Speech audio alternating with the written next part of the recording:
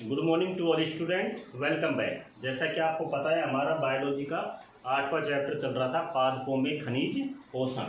ठीक है, और इस चैप्टर में हम डिस्कस कर रहे थे पादपों में जो 17 अनिवार्य पोषक तत्व पाए जाते हैं उनकी पादपों में क्या भूमिका होती है, या जो पोषक तत्व पादपों में पाए जाते हैं उनकी उपलब्धता, उपयोगिता एवं कमी व अधिकता से उत्पन्न होने वाले रोगों के बारे में हम डिस्कस कर रहे थे। ठीक है, तो आज हम बात करेंगे कौन सा अनिवार्य पोषक तत्व की? जिंक की। किसकी?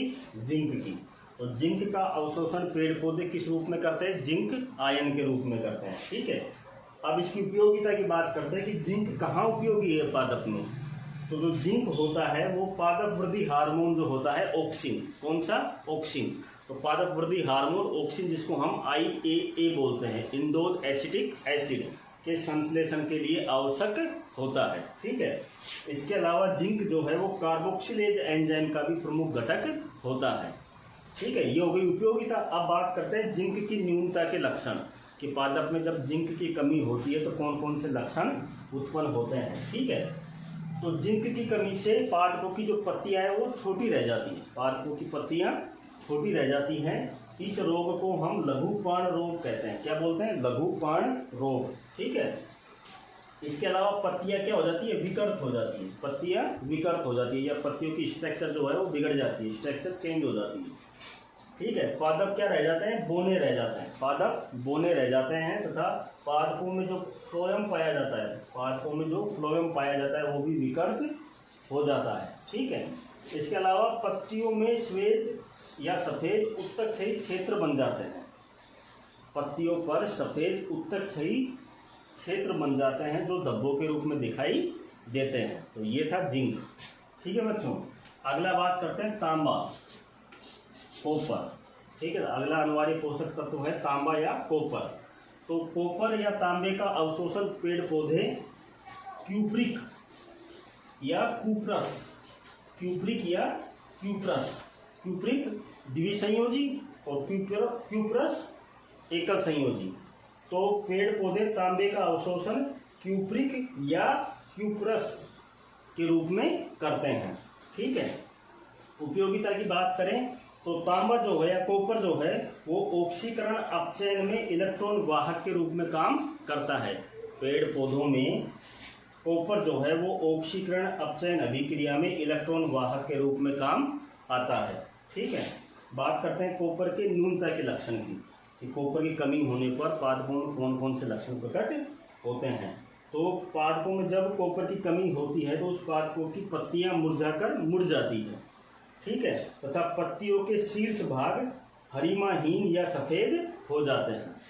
पत्तियां मुरझाकर मुड़ जाती है तथा उनमें हरिमाहीनता उत्पन्न हो जाती है, या पत्तियों के शीर्ष भाग हरिमाहीन या सफेद हो जाते हैं।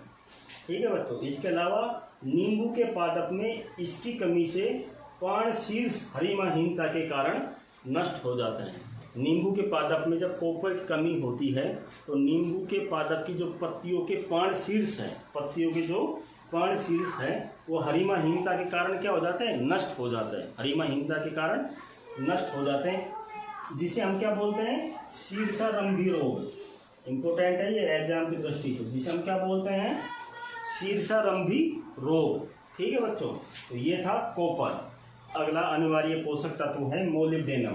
कौन सा है? मोलिब्डेनम। ठीक है, तो मोलिब्डेनम का अवशोषण पेड़ पौधे किस रूप में करते हैं? मोलिब्डेनम ऑक्साइड के रूप में। किस रूप में? मोलिब्डेनम ऑक्साइड के रूप में। ठीक है, अब बात करते हैं मोलिब्डेनम की उपयोगिता की।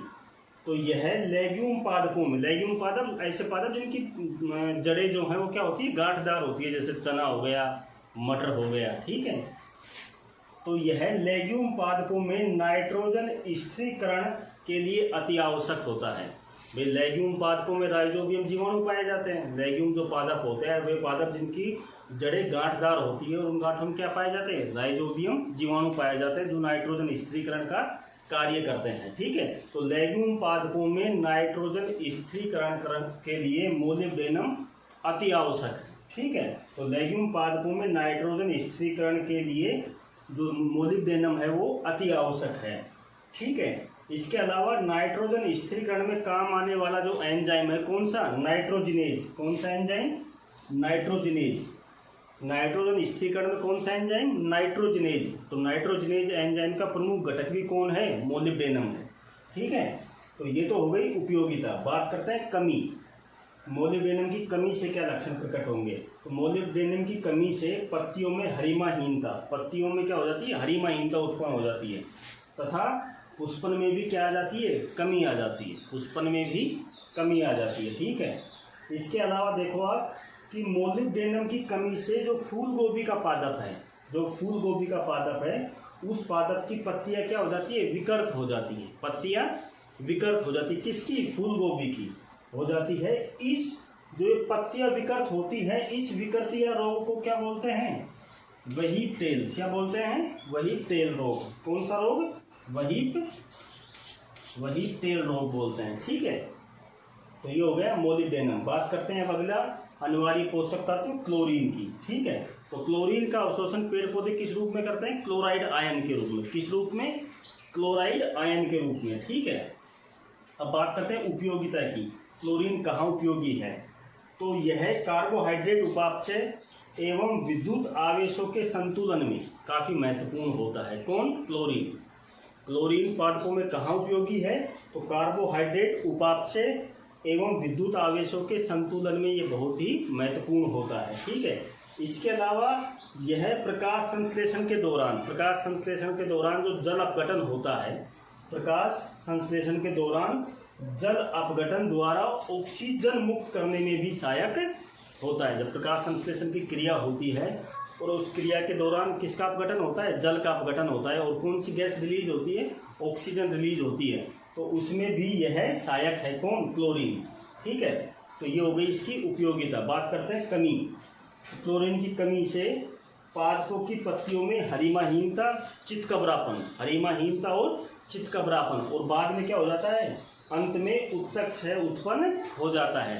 क्लोरीन की जब पादप में कमी होती है तो पादप की जो पत्तियां हैं पहले हरिमाहीन होती है, उसके बाद उस पत्तियों में चितकबरापन आता है और अंत में उत्तक क्षय क्षेत्र बन जाते हैं। ठीक है बच्चों, फलों का निर्माण भी कम हो जाता है। जब पादप में क्लोरीन की कमी होती है तो फलों का निर्माण भी कम हो जाता है, तथा फलों का जो आकार है वो भी क्षीण हो जाता है। क्षीण का मतलब कम हो जाता है, आकार कम हो जाता है, क्षीण हो जाता है। ठीक है, इसके अलावा क्लोरीन की कमी से पादपों की जड़ों की जो वृद्धि है वो भी अवरुद्ध हो जाती है।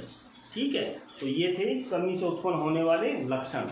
ठीक है बच्चों, अगला अनिवार्य पोषक तत्व है हमारा निकेल। ठीक है, तो डाल्टन ने 1988 में इस निकेल को अनिवार्य पोषक तत्वों में शामिल किया था। निकेल जो है वो किसी जैव रसायन का घटक नहीं, ये जैव रसायन यौगिक का घटक नहीं है, लेकिन जो यूरिएज एंजाइम है, कौन सा, यूरिएज एंजाइम, यूरिएज एंजाइम का यह प्रमुख घटक है। ठीक है, इसके कार्य व इसकी कमी से उत्पन्न होने वाले लक्षणों की अभी तक पूर्ण जानकारी नहीं है कि भाई इसकी कमी से कौन कौन से लक्षण पादप में प्रकट होते हैं या पादप में इसके क्या क्या कार्य है, इसके बारे में अभी पूर्ण जानकारी नहीं है। लेकिन संभवतः माना जाता है कि यह नाइट्रोजन युक्त यौगिकों के परिवहन में सहायक होता है, नाइट्रोजन युक्त परिवहन में सहायक होता है। ठीक है, इसके अलावा इसकी कमी से पादपों में हरिमाहीनता व उत्तक क्षय उत्पन्न होता है।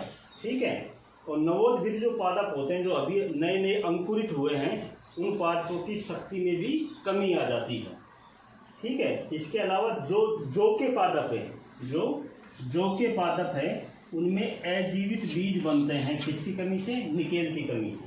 ठीक है, तो ये थे हमारे अनिवार्य पोषक तत्व। अब हमने देखा कि कुछ अनिवार्य पोषक तत्वों की जो कमी है, कमी के लक्षण नई पत्तियों में प्रकट होते हैं, और कुछ अनिवार्य पोषक तत्वों की कमी के लक्षण पुरानी पत्तियों में प्रकट होते हैं।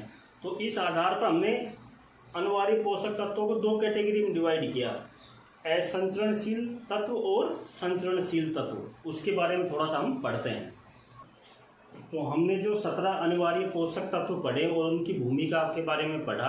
तो अनिवार्य जो पोषक तत्व है उनको हम दो कैटेगरी में डिवाइड करते हैं, संचरणशील तत्व और असंचरणशील तत्व। संचरणशील तत्व और असंचरणशील तत्व। तो संचरणशील तत्व कौन से हैं? Nitrogen, phosphorus, potassium, magnesium, zinc और मोलिब्डेनम। ये क्या है? संचरणशील तत्व है। तो इन संचरणशील तत्वों की न्यूनता के लक्षण या इन संचरणशील तत्वों की कमी के लक्षण पादपों में पुरानी पत्तियों में प्रकट होते हैं। किसमें प्रकट होते हैं? पुरानी पत्तियों में। ठीक है बच्चों, अब बात करते हैं असंचरणशील तत्वों की। तो असंचरणशील तत्व कौन कौन से हैं? कॉपर, सल्फर, आयरन और मैग्नीज। कॉपर, सल्फर, आयरन और मैग्नीज। इन असंचरणशील तत्वों की न्यूनता के लक्षण या कमी के लक्षण पादपों की तरुण मतलब नई तरुण या नई पत्तियों में प्रकट होते हैं। ठीक है, इसके अलावा कैल्शियम और बोरोन, कैल्शियम और बोरोन जो अनिवार्य पोषक तत्व है, उनकी न्यूनता के लक्षण या उनकी कमी के लक्षण पादपों की शीर्षस्थ कलिकाओं में प्रकट होते हैं। किसमें प्रकट होते हैं? शीर्षस्थ कलिकाओं में। इस तरीके से हमने जो 17 अनिवार्य पोषक तत्व पादपों में पाए जाते हैं, उनकी उपलब्धता, उनकी उपयोगिता और उनकी कमी से उत्पन्न होने वाले लक्षणों के बारे में हमने पढ़ लिया। ठीक है, तो आज के लिए इतना ही। अब कल हम पढ़ेंगे खनिज लवणों के अवशोषण की क्रिया विधि कि पेड़ पौधे खनिज लवणों का अवशोषण किन विधियों से करते हैं। तो दो प्रमुख विधि है, सक्रिय अवशोषण और निष्क्रिय अवशोषण, वो पढ़ेंगे हम कल। तब तक के लिए घर पे रहिए और सुरक्षित रहिए।